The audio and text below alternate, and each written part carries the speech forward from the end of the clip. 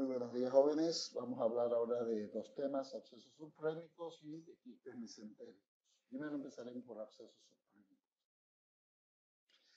El absceso subclínico corresponde a cualquier colección supurada del abdomen superior situado entre el diafragma por arriba y el colon y mesocolon transverso por abajo, en algunos espacios y en algunos otros espacios ya descritos. Los principales sitios de acumulación de pus en el abdomen son los espacios subdiafragmáticos, la pelvis y debajo del hígado, espacio de Morrison, llamado ecográficamente.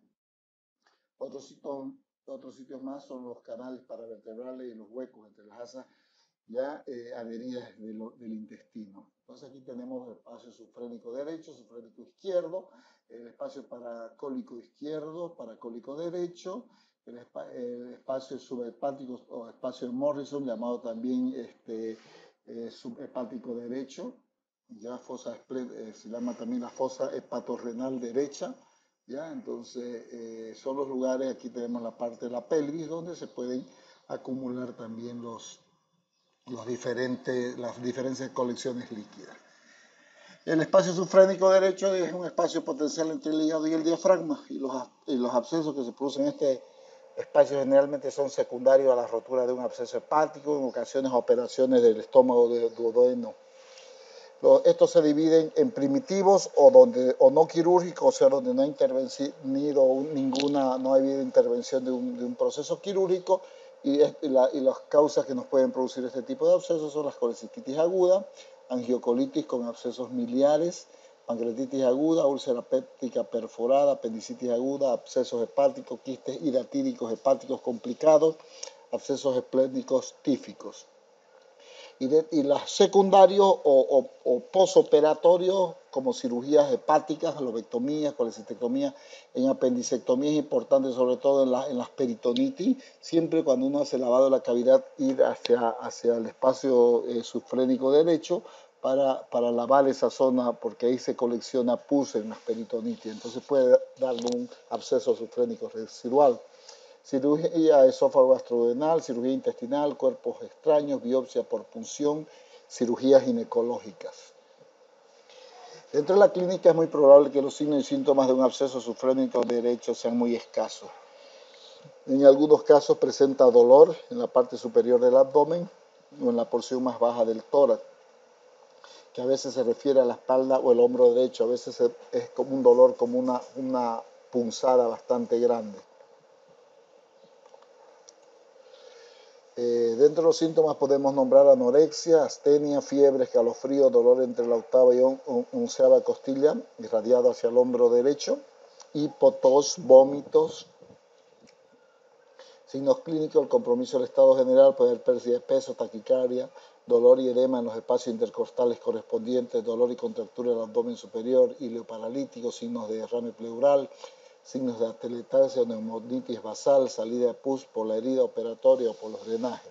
Entonces, van dependiendo mucho del tiempo de evolución de este cuadro, ya de la cantidad de colección que hay en la zona para producir la sintomatología más fuerte o más débil. Dentro del diagnóstico, pues el hemograma y la eritroimentación van a estar alterados, un hemograma infeccioso. Dentro de la radioscopía y la tomografía axial computarizada, pues nos puede mostrar claramente la presencia de este absceso. La radiografía de tórax, el 90% de los pacientes muestran en su radiografía un derrame pleural derecho o atelectasia en la parte inferior del pulmón derecho. Y en 2/3 de los pacientes el diafragma está elevado y se observa disminución del movimiento de la respiración durante el examen físico. La ecografía nos va a mostrar una colección líquida localizada entre el hígado y el diafragma. Una buena ecografía nos ayuda en esto. Aquí vemos una colección bastante grande ya por debajo del diafragma. Aquí vemos otra colección al lado izquierdo, donde podemos ver gran colección líquida a ese nivel. ¿Ya? Otras ecografías que nos muestran las colecciones bastante grandes. ¿Ya? Aquí vemos en el lado derecho donde vemos un nivel hidroaéreo, ya que nos indica la presencia de líquido en esta zona. Igualmente acá, absceso subfrénico derecho con nivel hidroaéreo. Dentro del tratamiento, como dice, el drenaje percutáneo es muy importante. Actualmente la mayoría de estos procesos se drenan percutáneamente. Cuando se hace un tratamiento quirúrgico, cuando hay un fracaso en el drenaje percutáneo, cuando la imposibilidad de drenar con seguridad por esta vía tampoco, cuando se relaciona el absceso con una fístula intestinal, cuando hay afección de la transcavidad de los epiplones, cuando hay presencia de múltiples abscesos aislados entre asas, lo cual no ameritaría que una simple punción pueda drenar uno solo. Y ahí vemos una técnica donde se hace la punción y se está drenando, está poniendo contraste dentro de la zona, ¿ya? Y se está drenando.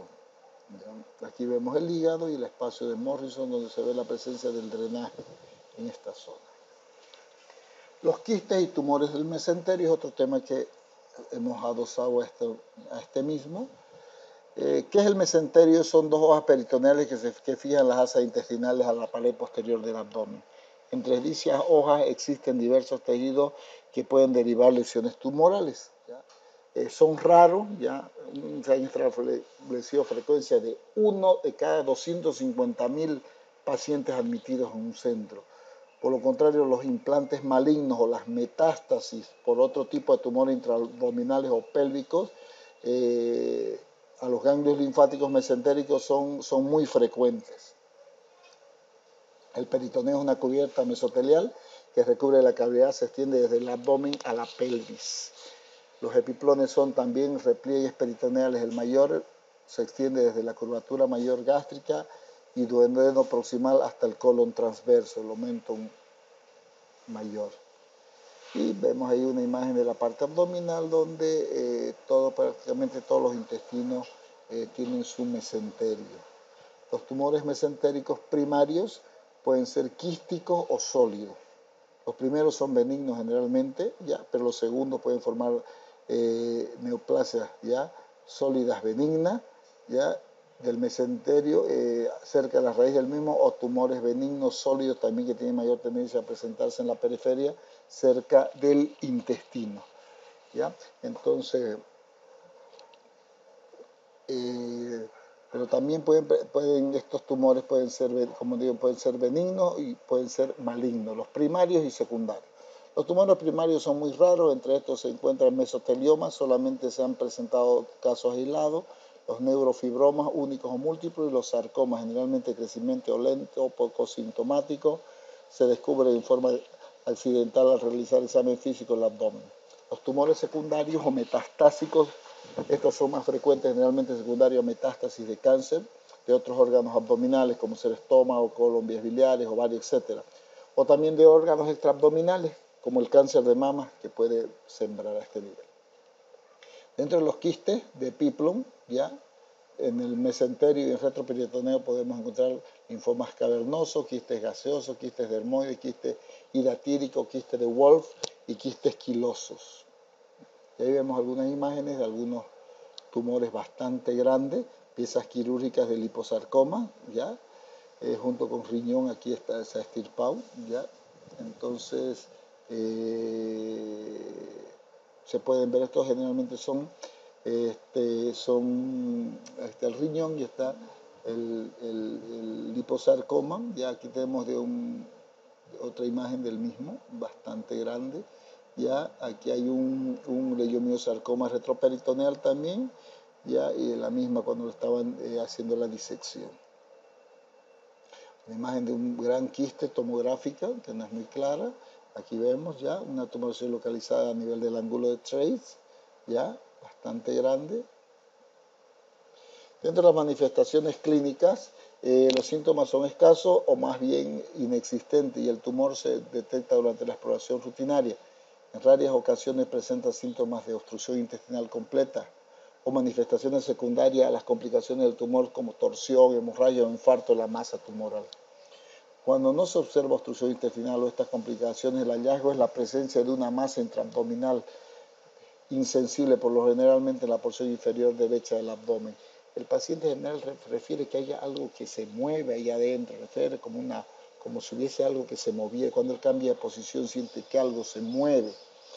El tamaño del tumor varía desde unas cuantas pulgadas de diámetro hasta una masa que llena todo el abdomen. Las masas muy grandes suelen ser quísticas, en cuyo caso son fluctuantes y tensas. Tanto los tumores quísticos como los sólidos del mesenterio pueden moverse en sentido lateral. Uno al palpar el abdomen los puede tocar y los mueve en sentido lateral, son bien móviles, ¿ya?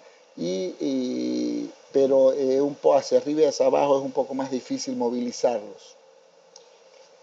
Dentro del diagnóstico, las técnicas de imágenes son útiles para el diagnóstico, como ser la ecografía, donde se ve un quiste, puede verse un quiste mesentérico, ya, sobre todo cuando se palpa una masa abdominal bien delineada. La tomografía muestra un quiste mesentérico simple con una masa con densidad cercana a la del agua, que no se identifica con el medio de contraste y cuya pared es delgada. El tumor sólido se observa como una lesión con densidad de tejido blanco. En mujeres es un poco más complicado porque como la frecuencia de los quistes de ovario en las mujeres es muy alta, entonces distinguir entre un quiste de ovario y un tumor mesentérico es un poco difícil. Solamente se hace el diagnóstico quirúrgicamente. Vemos algunas imágenes de tomografía del abdomen. Aquí vemos una gran imagen de un quiste a nivel de un tumor quístico. ¿Ya? Aquí se está haciendo aspiración, ¿ya? De esta tumoración. Aquí vemos otra masa más sólida, ¿ya? Vemos una radiografía simple de abdomen donde vemos que aquí existe una zona que está ocupada por probablemente un quiste bastante grande, está desplazando hacia la parte posterior las asas intestinales, produciendo una compresión posterior. ¿Ya? Aquí una ecografía, esa imagen en la parte anterior del abdomen, una imagen que ocupa la parte anterior. ¿Ya? Probablemente se ve con múltiples tabiques, ya sea un quiste tabicado. ¿Ya? Aquí vemos una pieza de omentectomía total, un quiste gigante de Piplon mayor, ya multinodular. Aquí vemos otra imagen. Dentro del tratamiento, los tumores quísticos benignos pueden extirparse por inoculación o excisión local. En caso de tumores sólidos benignos se recomienda la excisión amplia junto con la resección del intestino adyacente, ya que tienen tendencia a recurrencia local y a la degeneración maligna. Pocos pacientes con tumores mesentéricos malignos primarios permanecen vivos después de 5 años. O sea, no tienen muy buen pronóstico los tumores malignos. La excisión quirúrgica es el único tratamiento para las lesiones benignas y malignas. Todos los quistes mesentéricos palpables deben extirparse porque incluso las lesiones benignas producen dolor y compresión en las estructuras vecinas. El pronóstico y los resultados en el tratamiento quirúrgico de estas patologías quísticas benignas es muy favorable en las benignas. Las complicaciones están dadas por la intervención quirúrgica en sí y las posibilidades de recidiva son mínimas. La mortalidad es casi nula. Podemos concluir que el diagnóstico precoz y el tratamiento adecuado de estos quistes tiene asociado un buen pronóstico y muy pocas posibilidades de recidiva. Muchas gracias. Eso es todo.